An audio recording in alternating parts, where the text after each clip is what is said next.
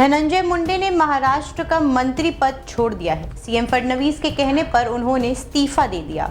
उनके पीए प्रशांत जोशी इस्तीफा लेकर सीएम देवेंद्र फडणवीस के आवास पहुंचे और उन्होंने ये इस्तीफा उन्हें सौंप दिया।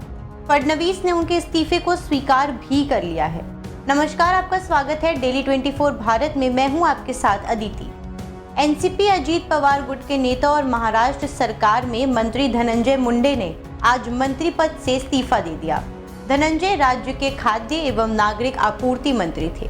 सूत्रों से मिली जानकारी के अनुसार मुख्यमंत्री देवेंद्र फडणवीस ने उन्हें इस्तीफा देने को कहा था।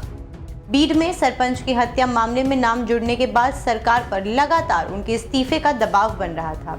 दिसंबर 2024 में बीड में सरपंच संतोष देशमुख की बेरहमी से हत्या हुई थी। मामले में धनंजय मुंडे के करीबी वाल्मीकि कराड समेत 7 लोगों को पुलिस ने अरेस्ट किया। एसआईटी ने कराड को हत्या का मास्टरमाइंड बताया है। धनंजय मुंडे के पीए प्रशांत जोशी ने मुख्यमंत्री देवेंद्र फडणवीस के आवास पर जाकर उनको इस्तीफा सौंपा। इस्तीफे में उन्होंने मंत्री पद छोड़ने के लिए बीमारी का हवाला दिया है। सीएम फडणवीस ने उनके इस्तीफे को स्वीकार कर लिया। उन्होंने कहा, महाराष्ट्र के मंत्री धनंजय मुंडे ने आज अपना इस्तीफा दे दिया है। मैंने इस्तीफा स्वीकार कर लिया है और आगे की कार्यवाही के लिए इसे राज्यपाल को भेज दिया जाएगा। महाराष्ट्र के मंत्री श्री धनंजय मुंडे, इन्होंने अपने पद का इस्तीफा मुझे सौंपा। मैंने ये इस्तीफा स्वीकृत किया है और अगली कार्रवाई के लिए मैंने ये इस्तीफा राज्यपाल जी के पास भेज दिया है।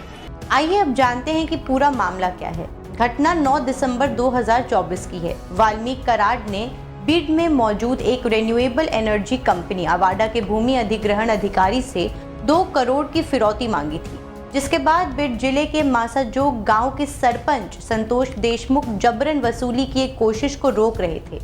सरपंच संतोष देशमुख ने कराड और उनके सहयोगियों को कंपनी से जबरन वसूली करने से रोकने की कोशिश की तो उन्होंने उनकी हत्या की साजिश रची। इसके बाद उन्हें अगवा कर लिया गया, प्रताड़ित किया गया और फिर उनकी हत्या कर दी गई। राज्य अपराध जांच विभाग यानी सीआईडी ने 27 फरवरी को अदालत में 1200 पन्नों की चार्जशीट दाखिल की। चार्जशीट में वाल्मीकि कराड को आरोपी नंबर 1 बताया गया। चार्जशीट में चौंकाने वाली तस्वीरें और वीडियो भी सामने आए, जिसमें आरोपियों को संतोष देशमुख को लोहे की रॉड, डंडों और लोहे की जंजीरों से पीटते हुए देखा। आरोपियों ने देशमुख को वाहन से बांधकर घसीटा। जब वो मरने के कगार पे थे तो उन्होंने पानी मांगा, लेकिन आरोपियों ने उनके चेहरे पर पेशाब कर दिया। एसआईटी द्वारा अदालत में दाखिल चार्जशीट के मुताबिक वाल्मीकि कराड बीड सरपंच संतोष देशमुख की हत्या का मास्टरमाइंड। एसआईटी ने अदालत के समक्ष सबूत के तौर पर आरोपियों से बरामद फोन कॉल की रिकॉर्डिंग और फोरेंसिक लैब द्वारा प्रमाणित सीसीटीवी फुटेज प्रस्तुत की। इससे पहले चार्जशीट का एक हिस्सा 3 मार्च को मीडिया में वायरल हो गया, जिसमें वाल्मीकि कराड के साथियों द्वारा संतोष देशमुख की हत्या करने की तस्वीरें दिखाई गईं। इन तस्वीरों और वीडियो के सामने आने के बाद महाराष्ट्र में भारी विरोध शुरू हो गया।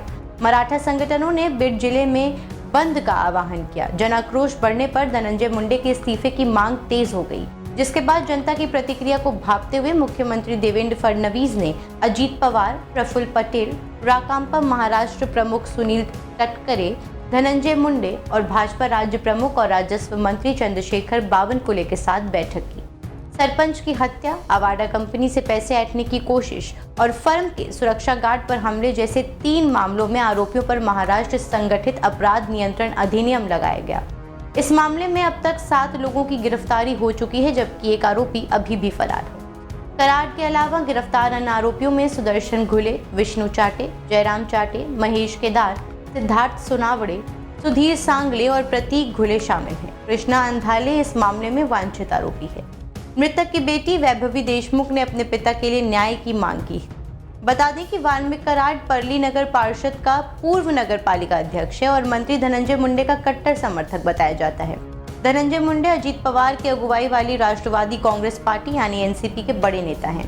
यही वजह है कि विपक्ष ने इस हत्या की जांच को लेकर कई सवाल खड़े किए थे। इस पर सरकार पर धावा बोलते हुए कांग्रेस विधायक नाना पटोले ने भी बयान दिया है। सरकार को इतने देर ये सब करने को लगा है, इसका मतलब है सरकार गुनहगार को पीछे अपना छुपाने का काम करती है। महाराष्ट्र में गुनहगारी बड़े पैमाने में बढ़ी है। जो मुख्यमंत्री ने नागपुर के अधिवेशन में जवाब दिया था वो सब झूठ दिया था। विधानसभा का भी दिशाभूल उन्होंने की थी, महाराष्ट्र की जनता की दिशाभूल की थी। ये स्पष्ट हो चुका है। महाराष्ट्र के मंत्रिमंडल में ऐसे कई मंत्री हैं, ऐसे मंत्रियों पे कब कार्रवाई करेंगे, यह भी प्रश्न यहाँ पे खड़ा हुआ। शिवसेना यूबीटी विधायक आदित्य ठाकरे ने भी सरकार पर कई सवाल उठाए हैं। सिर्फ रेजिग्नेशन से बात बनती नहीं है, ये सरकार बर्खास्त होना चाहिए, क्योंकि अगर आप देखें तो महाराष्ट्र में पिछले कई सालों में 2.5-3 सालों में जो कायदा सुव्यवस्था कानून की परिस्थिति बनी है बहुत ही खराब है, बहुत ही भयानक है। कभी कोई बस में रेप होता है और राज्य के गृह मंत्री कहते हैं कि ये सब शांत थी वो महिला, तो इसलिए कुछ हो सका नहीं, कुछ एक्शन हो सकी नहीं। कैसी बात है, कैसा न्याय है, कैसा कानून है? अगर कोई एक्शन अभी आज ना ले, पूरी सरकार बर्खास्त ना हो, तो ये महाराष्ट्र में कौन इन्वेस्टमेंट के लिए आने वाला है, कौन रहने वाला है, कौन सी महिला या कौन सा पुरुष सुरक्षित है? ये हम सारे नागरिकों का विषय है, ये सिर्फ एक व्यक्ति की बात नहीं। शिवसेना यूबीटी नेता और महाराष्ट्र विधान परिषद में विपक्ष के नेता अंबादास दानवे ने भी धनंजय मुंडे के इस्तीफे पर अपना बयान दिया। ये रिजाइन को बहुत देरी हुई है, क्योंकि जिस प्रकार ये मर्डर के फोटो बाहर आए, तालिबान ने भी ऐसा कोई मर्डर नहीं किया होगा, ऐसे फोटो बाहर आए। ये मैं पूछता हूँ, फोटो तो सरकार के पास पहले आई होंगे। जिस प्रकार सरकार के सीआईडी ने ये सब इन्वेस्टिगेशन किया है, तो होम मिनिस्टर के पास, सीएम के पास तो पहले आए होंगे। आपको बता दें कि कई अवसरों पर स्वयं मंत्री धनंजय मुंडे भी ये स्वीकार कर चुके हैं कि वाल्मीकि कराड उनका बेहद खास है।